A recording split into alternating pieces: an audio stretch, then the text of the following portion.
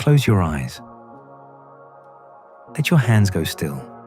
Let your breathing slow on its own time, without needing to be managed into slowness. I want to ask you something gently, and you don't have to answer it out loud or even fully to yourself. Is there something you're carrying tonight? Something small, maybe, or maybe not so small, that you haven't said out loud to anyone? A thing left unaddressed. An apology you keep meaning to give and keep not giving. A version of a story you've told people that isn't quite the whole truth of what happened. Notice, if there is, that it doesn't only live in your thoughts. It lives somewhere lower than that. A tightness just under the ribs. A restlessness that shows up specifically at night when there's nothing left to distract you from it. A kind of low fever with no temperature attached to it at all. Your body running warm with something your mind has been trying very hard not to look at directly.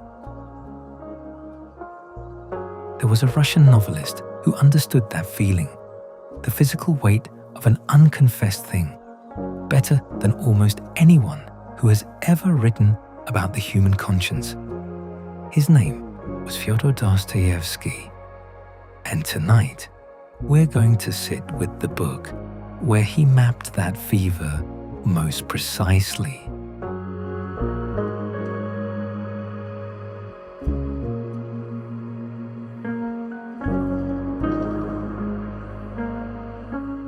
Dostoevsky knew guilt and consequence from unusually close range.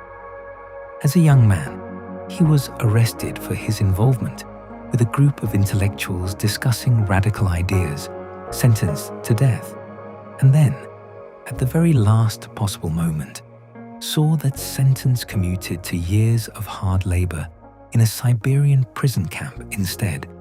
He spent those years living among actual convicted criminals, murderers, thieves, men who had done real, undeniable harm.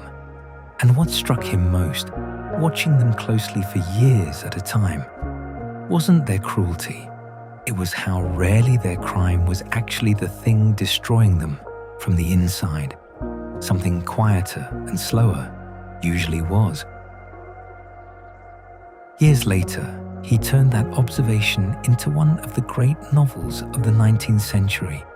He called it Crime and Punishment, and its central figure is a young man named Raskolnikov, poor, isolated, a former student who has withdrawn almost entirely from other people, spending his days alone in a cramped room, turning an idea over and over in his mind until it hardens into something he mistakes for philosophy. The idea leads him to murder an elderly pawnbroker, and, in the chaos of the moment, her sister as well. And here is the detail that makes the novel far stranger and far more useful to us tonight than an ordinary story about crime. Raskolnikov is never really in much danger of being caught by the police. What actually happens to him afterward has almost nothing to do with the law at all.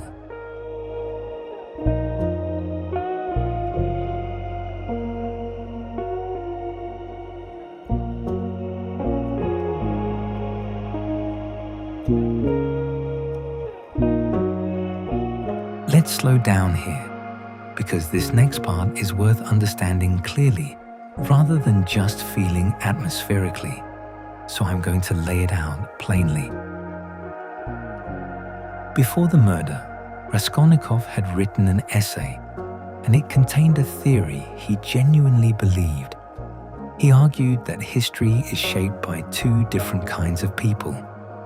Ordinary people, the vast majority, who are bound by conventional morality, who must follow the rules the rest of society follows. And extraordinary people, he pointed to figures like Napoleon, who are permitted, even obligated, to break those same rules whenever doing so serves some larger purpose. In this view, Greatness isn't measured by whether you follow moral law. It's measured by whether you have the right, earned through some inner superiority, to step outside it entirely. Notice how seductive that idea actually is, stripped down to its bones. It's the fantasy of being exempt, of being enough of an exception that ordinary consequences simply don't apply to you the way they apply to everyone else. Raskolnikov committed murder in part as a kind of experiment to prove to himself that he belonged to the extraordinary category, that he had the right, that his own judgment was sufficient permission. Dostoevsky wrote the entire 900 pages that follow to answer that theory as directly and devastatingly as he possibly could. And his answer wasn't really a legal argument, or even strictly a religious one. It was psychological, almost clinical in its precision. He showed, in exhaustive, unbearable detail, that no version of extraordinary actually exempts a person from their own conscience. The theory can be argued brilliantly on paper. It simply doesn't survive contact with the mind that has to keep living inside itself afterward.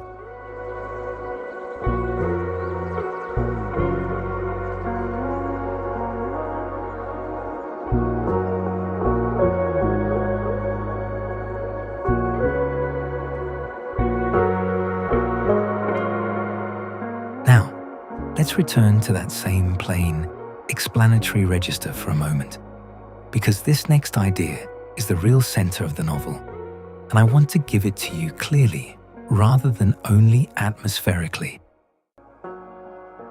If guilt in this novel is a kind of fever, then Dostoevsky is also very precise about what actually causes the fever to worsen and what eventually allows it to break. It isn't the murder itself, sitting static in the past. It's isolation. It's the ongoing, exhausting work of carrying the thing entirely alone, endlessly re-explaining it to yourself in private, endlessly rehearsing justifications that convince no one, least of all you. Into this isolation, Dostoevsky introduces a young woman named Sonia. She has her own devastating circumstances, her own reasons the world might have judged her harshly.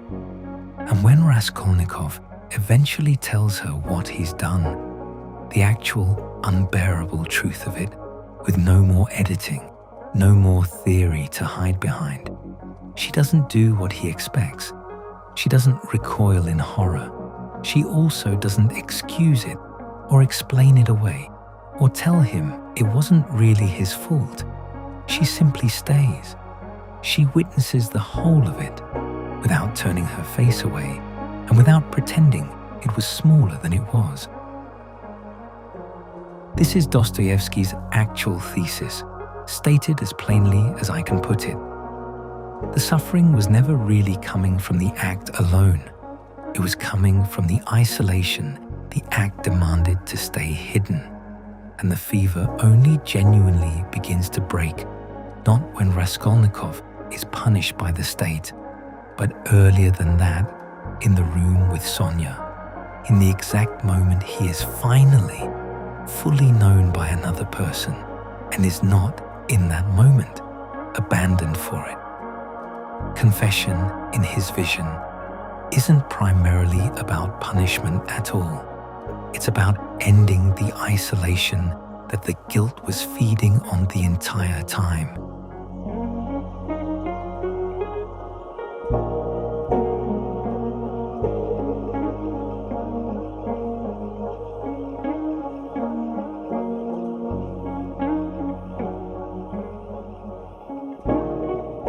I'm not asking you tonight to confess anything to anyone.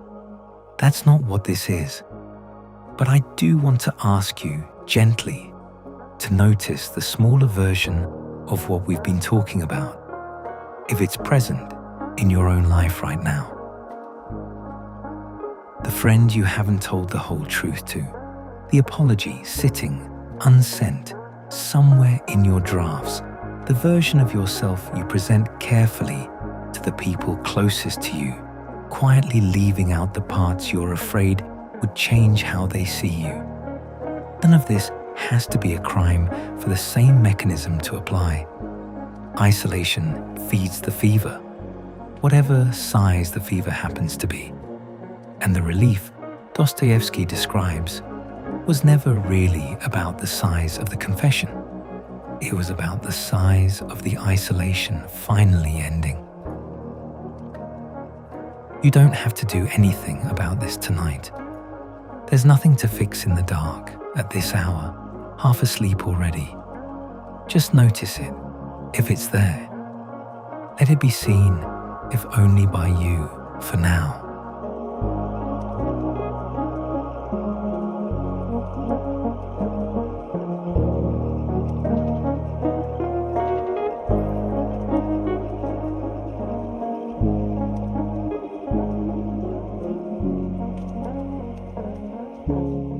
By the novel's end, Raskolnikov does eventually confess, formally, and does eventually serve his sentence. But Dostoevsky is careful, even then, not to locate the real relief in the punishment itself.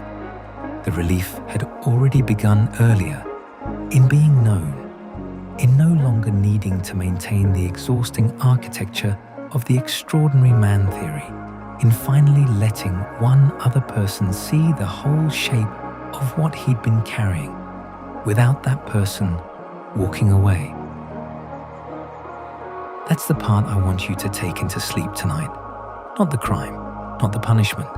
The plain, almost embarrassingly simple mechanism underneath both of them.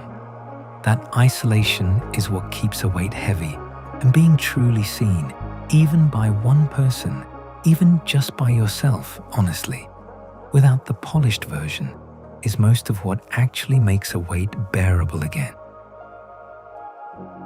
Sleep tonight can be a small rehearsal of exactly that.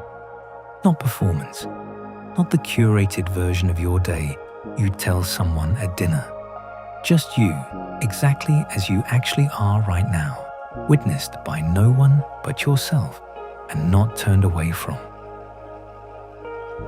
Let whatever fever you're carrying, however small, sit in the open for a moment. Instead of hidden in the corner it usually waits in.